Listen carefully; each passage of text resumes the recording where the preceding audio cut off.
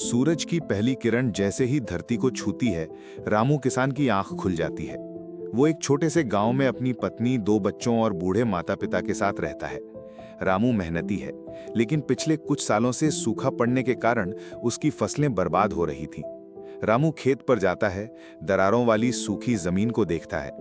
आंखों में चिंता है, पर हिम्मत नहीं हारी। गांव की चौपाल पर दूसरे किसान सरकार को कोस रहे होते हैं, लेकिन रामू कहता है, अगर हम मेहनत करना छोड़ देंगे तो बदलाव कैसे आएगा। वो एक नया तरीका अपनाता है, ड्रिप इरिगेशन यानी बूंद बूंद सिंचाई। उसने गांव के बूढ़े पंडित जी से पुरानी विधियों के साथ वैज्ञानिक तरीके मिलाकर खेती करना शुरू किया।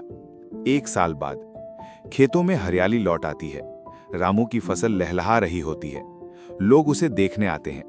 उसने न केवल अपनी किस्मत बदली, बल्कि गांव के बाकी किसानों को भी प्रेरित किया।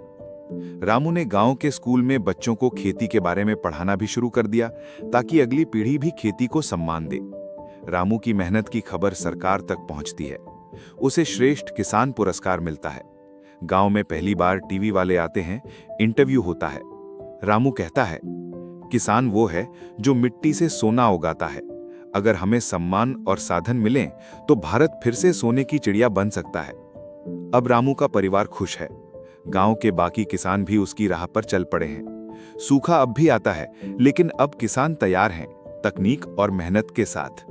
रामू की बेटी, बाबा, मैं भी किसान बनूंगी। रामू मुस्कुराते हुए, जरूर बेटा, ये काम सिर्फ पुरुषों का नहीं, ये तो पूरे देश का है।